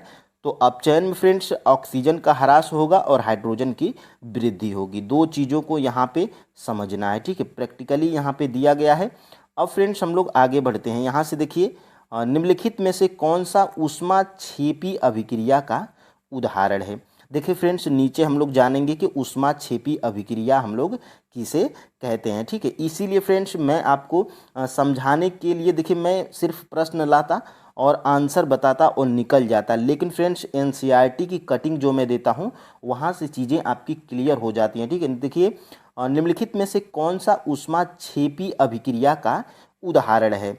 तो फ्रेंड्स, ऊष्माक्षेपी अभिक्रिया का उदाहरण क्या श्वसन है, या शाक सब्जियों का विघटित होकर कंपोस्ट बनना, ये जो है कि आपका ऊष्माक्षेपी अभिक्रिया का उदाहरण है, या वियोजन क्रिया, या उपर्युक्त में से एक से अधिक, या उपर्युक्त में से कोई नहीं? तो फ्रेंड्स इसका जो है कि राइट आंसर क्या है? Option number D. और ऑप्शन नंबर डी में फ्रेंड्स ये जो है कि सी हमारा जो है कि ऊष्माक्षेपी अभिक्रिया का उदाहरण नहीं है, और श्वसन और शाक सब्जियों का विघटित होकर कंपोस्ट बनना, ये दोनों जो है कि ऊष्माक्षेपी अभिक्रिया के उदाहरण हैं। तो ऑप्शन नंबर फ्रेंड्स यहाँ से जो है कि डी बिल्कुल राइट आंसर हो जाएगा। देखिए फ्रेंड्स, ऊष्माक्षेपी अभिक्रिया हम लोग किसे कहते हैं। देखिए यहाँ से ध्यान से जो चीज़ें हाईलाइट हैं उसको सिर्फ आप देखिए। जिन अभिक्रियाओं में उत्पाद के निर्माण के साथ साथ ऊष्मा भी उत्पन्न होती है उन्हें ऊष्माक्षेपी अभिक्रिया या ऊष्माक्षेपी रासायनिक अभिक्रिया कहते हैं। ठीक है, तो देखिए इसमें होता क्या है, तो निर्माण उत्पाद के निर्माण के साथ साथ ऊष्मा भी, तो ऊष्मा या ऊर्जा देखिए इसमें हो रही है, तो ये क्या है, ऊष्माक्षेपी अभिक्रिया का उदाहरण है। और देखिए यहाँ से श्वसन एक ऊष्माक्षेपी अभिक्रिया है। ठीक है, और श्वसन क्यों जो है कि अभिक्रिया है, ऊष्माक्षेपी अभिक्रिया, तो देखिए यहाँ से हम सभी जानते हैं कि जीवित रहने के लिए हमें ऊर्जा की आवश्यकता होती है। यह ऊर्जा हमें भोजन से प्राप्त होती है। पाचन क्रिया के समय खाद्य पदार्थ छोटे छोटे टुकड़ों में टूट जाते हैं, जैसे चावल, आलू और ब्रेड में कार्बोहाइड्रेट मिलता है। ठीक है, इन कार्बोहाइड्रेट के टूटने से ग्लूकोज प्राप्त होता है। यह ग्लूकोज हमारे शरीर की कोशिकाओं में उपस्थित ऑक्सीजन से मिलकर हमें ऊर्जा प्रदान करता है। ठीक है, तो ये जो है कि आप याद रखिएगा।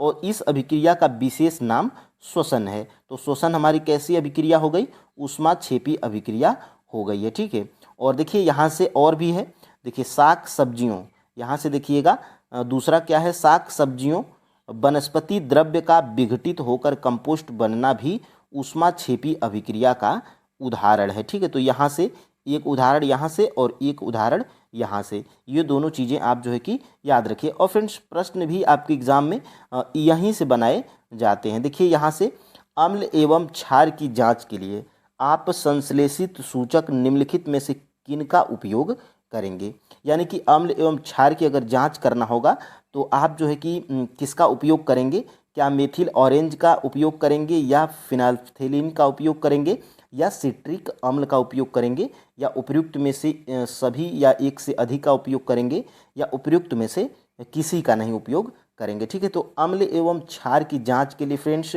आप जो है कि किसका उपयोग करेंगे, तो मेथिल ऑरेंज का और फिनाल्फ्थेलिन का। ठीक है, ये दोनों जो है कि इसका उपयोग करेंगे। तो इसलिए फ्रेंड्स आपका जो है कि उपर्युक्त में से एक से अधिक आपका राइट आंसर हो जाएगा ऑप्शन नंबर डी। यहाँ से सी वाला गलत है। और यहाँ से देखिए अम्ल एवं क्षार की जांच के लिए, तो देखिए जो चीज़ें मैं हाईलाइट किया हूँ यहाँ से, देखिए अम्ल एवं क्षारक की जांच के लिए आप संश्लेषित सूचक जैसे मेथिल ऑरेंज एवं फिनाल्फ्थेलिन का भी उपयोग कर सकते हैं। तो यहाँ से ये इम्पोर्टेंट है, जो चीज़ें आपके एनसीईआरटी बुक में दी गई हैं इनको आप जो है कि कैप्चर करिएगा। ठीक है, अब देखिए फ्रेंड्स आगे हम लोग बढ़ते हैं।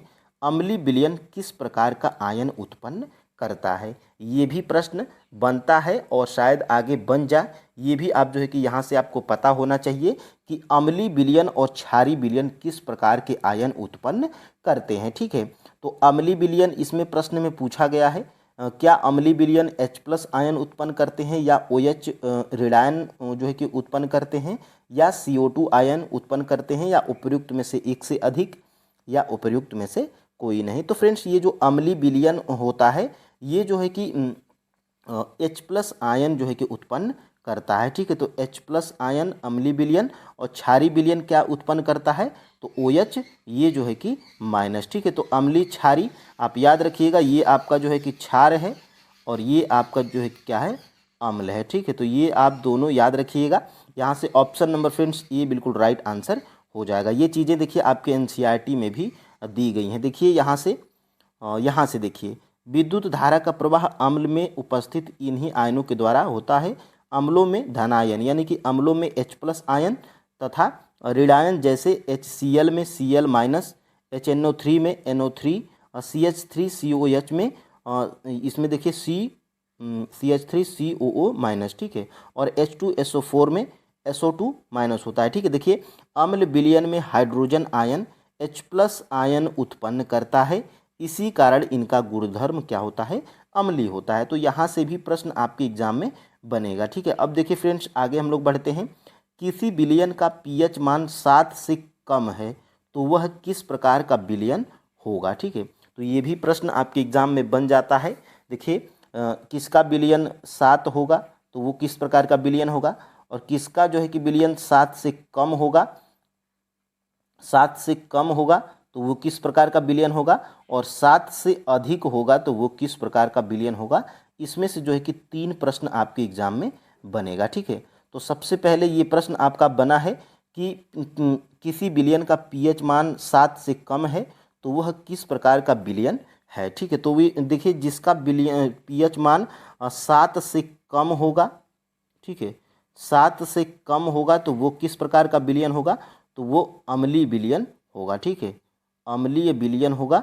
तो यहाँ से ऑप्शन नंबर फ्रेंड्स ए बिल्कुल राइट आंसर हो जाएगा, ठीक है। और लवण का होता है 7 होता है तो वो जो है कि लवण हो जाता है, और 7 से जिसका जो है कि पीएच मान अधिक होगा वो क्या होगा, क्षारीय विलयन होगा। तो ये 3 चीज़ें आप याद रखिएगा, और यही चीज़ें देखिए आपके एनसीईआरटी बुक में भी दी गई हैं। देखिए यहाँ से हाइड्रोनियम आयन की सांद्रता जिसकी अधिक होती है उसका पीएच मान उतना ही कम होता है। देखिए किसी भी उदासीन का, देखिए उदासीन विलयन का पीएच मान कितना होता है, तो 7 होता है, ठीक है। तो किसी भी जो है कि पीएच मान 7 होगा तो वो विलयन आपका उदासीन होगा। और यहाँ से देखिए पीएच स्केल में किसी विलयन का मान 7 से कम होगा तो वह अम्लीय विलयन होगा, और पीएच मान 7 एवं 14 से 1400 को यानी कि 7 से ज़्यादा होगा तो वह किस प्रकार का विलयन होगा, तो वो क्षारीय विलयन होगा। तो ये 3 चीज़ें आप यहाँ से देखिएगा। और देखिए हमारा शरीर कितने पीएच परास के बीच कार्य करता है, तो जो है कि हमारा शरीर यानी कि मानव शरीर कितने पीएच परास के बीच कार्य करता है, ये जो है कि आपके जो है कि प्रश्न में पूछा गया है। क्या 7 से 7.8 पीएच परास के बीच कार्य करता है हमारा शरीर, या 12 से 14 पीएच परास के बीच कार्य करता है हमारा शरीर, या केवल 10 पीएच, या उपयुक्त में से एक से अधिक, या उपयुक्त में से कोई नहीं। तो फ्रेंड्स हमारा शरीर जो होता है 7 से 7.8 पीएच परास के बीच कार्य करता है। तो यहाँ से आपका ऑप्शन नंबर ए बिल्कुल राइट आंसर हो जाएगा। देखिए यही चीज़ें आपके जो है कि एनसीईआरटी बुक में भी दी गई हैं। देखिए दैनिक जीवन में पीएच का महत्व, देखिए यहाँ से देखिए हमारा शरीर 7 से 7.8 पीएच परास के बीच कार्य करता है। तो यहाँ से जो है कि प्रश्न आपका बनाया गया था। अब देखिए फ्रेंड्स अब हम लोग आगे बढ़ते हैं, और यहाँ से एक पॉइंट और है जिसको मैं हाईलाइट किया हूँ। देखिए वर्षा के जल का पीएच मान जब 5.6 से कम हो जाता है तो वह अम्लीय वर्षा कहलाती है। तो ये भी आपको जो है कि जानकारी होना चाहिए। अब देखिए फ्रेंड्स आगे हम लोग बढ़ते हैं, और देखिए निम्नलिखित में से किस ग्रह का वायुमंडल सल्फ्यूरिक अम्ल के मोटे श्वेत एवं पीले बादलों से बना है। देखिए फ्रेंड्स ये प्रश्न ऐसे ही नहीं बनाया गया है, ये चीज़ें आपके एनसीईआरटी बुक में और एससीईआरटी बुक में दी गई हैं, ठीक है। तो निम्नलिखित में से वो कौन सा ग्रह है जिसका वायुमंडल सल्फ्यूरिक अम्ल के मोटे श्वेत एवं पीले बादलों से बना है। तो फ्रेंड्स वो जो है कि ग्रह आपका कौन सा है, तो वो ग्रह आपका शुक्र है। शुक्र ग्रह का वायुमंडल सल्फ्यूरिक अम्ल के मोटे श्वेत एवं पीले बादलों से बना है। तो ऑप्शन नंबर फ्रेंड्स यहाँ से जो है कि सी बिल्कुल राइट आंसर हो जाएगा, ठीक है। अब देखिए मैं आपको जो है कि हमेशा बताता हूँ कि ये जो है कि आपके एनसीईआरटी और एससीईआरटी बुक में देता है कि क्या आप जानते हैं, तो ये समझ जाइए कि वेरी वेरी मोस्ट इम्पोर्टेंट यहाँ से प्रश्न बनता है, ठीक है। देखिए शुक्र का वायुमंडल सल्फ्यूरिक अम्ल के मोटे श्वेत एवं पीले बादलों से बना है, ठीक है। तो ये जो है कि आप यहाँ से ये जानकारी आपको जो है कि पता होना चाहिए, ठीक है। अब देखिए फ्रेंड्स आगे हम लोग बढ़ेंगे। देखिए निम्नलिखित में से किसका उपयोग पीने वाले जल को जीवाणुओं से मुक्त करने के लिए किया जाता है, यानी कि निम्नलिखित में से किसका उपयोग जो है कि पानी को शुद्ध करने के लिए किया जाता है, ये प्रश्न जो है कि पूछा जा रहा है। क्या बेकिंग सोडा का जो है कि उपयोग पानी वाले जल को पीने वाले जो जल होते हैं उनको जीवाणुओं से मुक्त करने या शुद्ध करने के लिए बेकिंग सोडा का उपयोग किया जाता है, या सोडियम हाइड्रोक्साइड का, या विरंजक चूर्ण का, या उपयुक्त में से एक से अधिक, या उपयुक्त में से कोई नहीं। तो फ्रेंड्स देखिएगा जो पीने वाले जल को जीवाणुओं से मुक्त करने के लिए या पीने वाले पानी को शुद्ध करने के लिए ये विरंजक चूर्ण का जो है कि उपयोग किया जाता है। तो ऑप्शन नंबर यहाँ से सी बिल्कुल राइट आंसर हो जाएगा। और ये चीज़ें आपके जो है कि एनसीईआरटी बुक में भी दी गई हैं। देखिए फ्रेंड्स विरंजक चूर्ण, देखिए यहाँ से विरंजक चूर्ण होता क्या है। देखिए सोडियम क्लोराइड लवण जल के विद्युत अपघटन से क्लोरीन का निर्माण होता है। क्लोरीन गैस का उपयोग विरंजक चूर्ण के उत्पादन के लिए किया जाता है। तो ये भी आप जो है कि याद रखिएगा कि क्लोरीन गैस का उपयोग विरंजक चूर्ण के उत्पादन में किया जाता है। देखिए, शुष्क बुझा हुआ चूना CaOH का होल ट्वाइस पर क्लोरीन की क्रिया से विरंजक चूर्ण का निर्माण होता है। और देखिए, विरंजक चूर्ण CaOCl2 से दर्शाया जाता है, यानी कि ये विरंजक चूर्ण का सूत्र है और ये बुझा हुआ चूना का सूत्र है। देखिए, ये उसमें कहा क्या गया है कि विरंजक चूर्ण के उत्पादन के लिए किया जाता है शुष्क बुझा हुआ चूना। तो देखिए, ये शुष्क बुझा हुआ चूना है और ये देखिए यहाँ से क्लोरीन इसमें जो है कि इसमें क्लोरीन मिलाया। देखिए, क्लोरीन का निर्माण करने के लिए क्लोरीन गैस का विरंजक चूर्ण उत्पादन के लिए किया जाता है। देखिए, ये क्लोरीन गैस है और यहाँ से ये विरंजक चूर्ण जो है कि प्राप्त हुआ है, ठीक है। और यहाँ से जल भी इसमें निकला है कुछ। देखिए, विरंजक चूर्ण का उपयोग किस में होता है, हमारा प्रश्न ये था। तो देखिए, वस्त्र उद्योग में सूती एवं लिनेन के विरंजक के लिए, कागज की फैक्ट्री में लकड़ी की मज्जा एवं लॉन्ड्री में साफ कपड़ों के विरंजक के लिए विरंजक चूर्ण का उपयोग किया जाता है। और कई रासायनिक उद्योगों में से एक उपचायक के रूप में एवं पीने वाले जल को जीवाणुओं से मुक्त करने के लिए विरंजक चूर्ण का उपयोग किया जाता है। तो यहाँ से फ्रेंड्स प्रश्न जो है कि बना था। अब देखिए फ्रेंड्स, यहाँ से अपच का उपचार करने के लिए निम्नलिखित में से किस औषधि का उपयोग होता है, यानी कि जब आपको जो है कि अपच होता है तो उसमें आप जो है कि किस औषधि का उपयोग करते हैं या किया जाता है, ये प्रश्न जो है कि पूछा जा रहा है। तो डॉक्टर क्या एंटीबायोटिक का उपयोग करते हैं या एंटासिड का उपयोग करते हैं या एंटीसेप्टिक का उपयोग करते हैं या उपयुक्त में से एक से अधिक या उपयुक्त में से कोई नहीं। तो फ्रेंड्स, अपच का जब उपचार किया जाता है तो इसमें जो है कि एंटासिड का उपयोग किया जाता है। ऑप्शन नंबर यहाँ से जो है कि बी बिल्कुल राइट आंसर हो जाएगा, ठीक है। यहाँ से देखिए, ये आपके जो है कि NCERT बुक में भी दिया गया। देखिए, हमारे पाचन तंत्र का pH मान। देखिए, यहाँ से हमारा उदर हाइड्रोक्लोरिक अम्ल उत्पन्न करता है। यह उदर को हानि पहुँचाए बिना भोजन के पाचक में सहायक होता है। कौन? तो हाइड्रोक्लोरिक अम्ल। और ये जो है कि कौन जो है कि उत्पन्न करता है, हमारा उदर, ठीक है। और यहाँ से देखिए, अपच की स्थिति में उदर अत्यधिक मात्रा में अम्ल उत्पन्न करता है, जिसके कारण हमें उदर में क्या होता है, दर्द एवं जलन का अनुभव होता है, जैसे पेट और दर्द होने लगता है। और देखिए, इस दर्द से मुक्त होने के लिए एंटासिड, देखिए यहाँ पे एंटासिड जैसे क्षारकों का उपयोग किया जाता है। तो ये जो है कि प्रश्न आपके एग्जाम में बन सकता है। और देखिए, एंटासिड, देखिए इस अध्याय से के आरंभ में ऐसा ही एक उपचार आपके आवश्यक सुझाया होगा।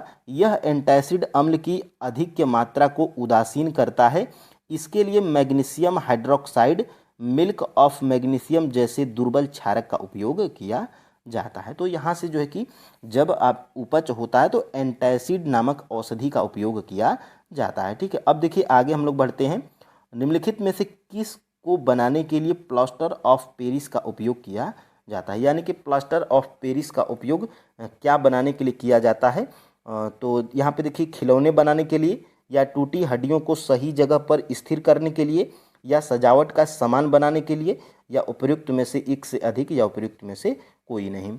तो यहाँ पर फ्रेंड्स, इसका जो है कि राइट आंसर क्या है, उपयुक्त में से एक से अधिक, ठीक है। यहाँ पर ऑप्शन नंबर यहाँ से कौन सा, डी बिल्कुल राइट आंसर हो जाएगा। खिलौने बनाने के लिए भी प्लास्टर ऑफ पेरिस का उपयोग किया जाता है और टूटी हड्डियों को सही जगह पर स्थिर करने के लिए भी किया जाता है प्लास्टर ऑफ पेरिस का उपयोग, या सजावट का सामान बनाने के लिए भी प्लास्टर ऑफ पेरिस का उपयोग किया जाता है। तो ऑप्शन नंबर यहाँ से डी। और ये देखिए, प्लास्टर ऑफ पेरिस, देखिए जिप्सम को 373 के पर गर्म करने के लिए यह जल के अणुओं का त्याग कर कैल्शियम सल्फेट अर्ध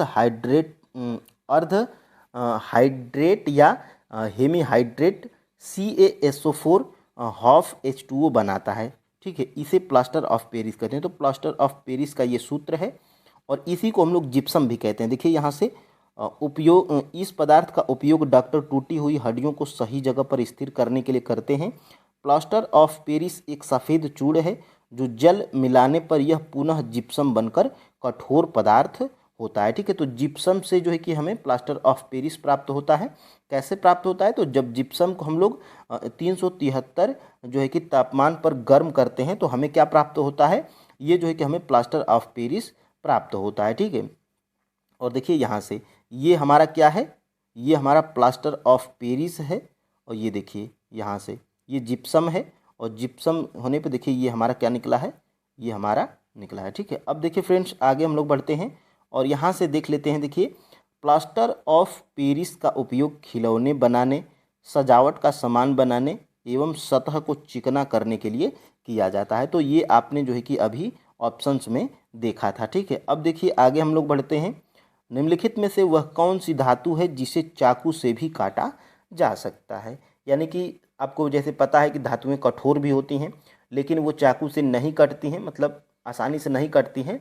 लेकिन जो है कि वो कौन सी धातु है जो चाकू से भी इनको काटा जा सकता है। तो लिथियम, सोडियम, पोटेशियम या उपयुक्त में से एक से अधिक या उपयुक्त में से कोई नहीं। तो फ्रेंड्स ये जो है कि लिथियम, सोडियम और पोटेशियम ये जो है कि तीनों चाकू से जो है कि काटी जा सकती हैं। ठीक है, तो चाकू से काटी जा सकती हैं। ठीक है, अब यहाँ से देखिए, यहाँ से उपर्युक्त में से एक से अधिक जो है कि आपका राइट आंसर हो जाएगा। और ये चीज़ें आपके फ्रेंड्स एनसीईआरटी में भी दी गई हैं। यहाँ से देखिएगा, देखिए यहाँ से मरकरी को छोड़कर सारी धातुएं कमरे के ताप व ठोस अवस्था में पाई जाती हैं। यानी कि सबसे पहले एक प्रश्न यहाँ से बनता है कि वो कौन सी धातु है जो कमरे के ताप पर भी ठोस अवस्था में पाई जाती है। तो वो मरकरी है। ठीक है, मरकरी है। और देखिए धातुओं का गलनांक अधिक होता है। देखिए गैलियम और सीजियम का गलनांक बहुत कम है। और यहाँ से देखिए यदि आप अपनी हथेली पर इन दोनों धातुओं को रखेंगे तो ये पिघलने लगेंगी। और ये देखिए आयोडीन अधातु होते हैं, अधातु होते हुए भी क्या होते हैं, चमकीले होते हैं। ठीक है, अब देखिए यहाँ से कार्बन ऐसी धातु है जो विभिन्न रूपों में विद्यमान रहती है।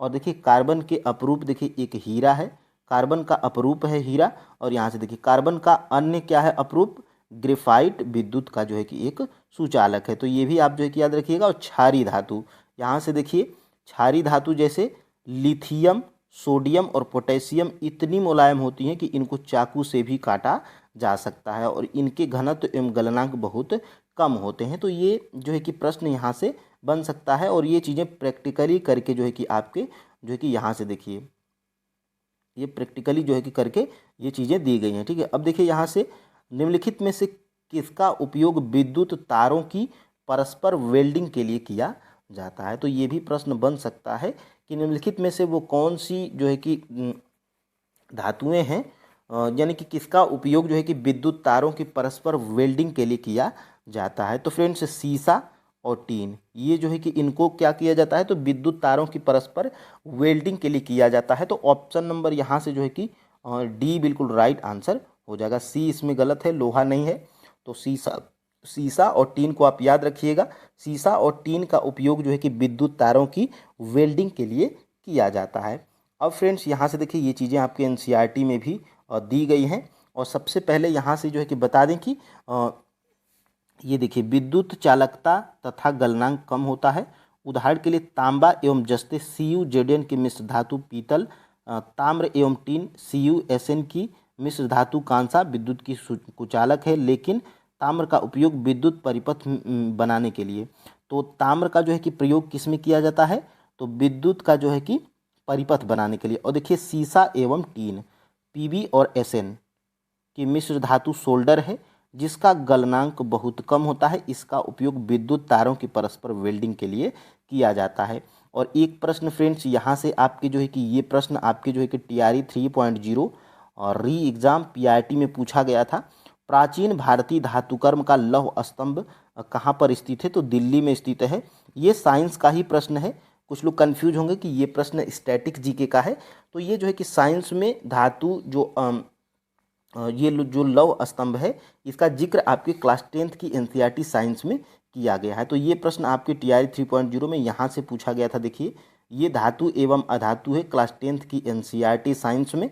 देखिए दिल्ली स्थित लौह स्तंभ और इसके बारे में यहाँ पर दिया गया है। तो यहाँ से प्रश्न ये इससे ये होता है कि आपके जो है कि सभी प्रश्न हिस्ट्री हो या ज्योग्राफी हो या साइंस हो, इनके सभी के प्रश्न जो है कि आपके एनसीईआरटी और एससीईआरटी से बनाए जा रहे हैं। ठीक है, अब देखिए आगे हम लोग बढ़ते हैं।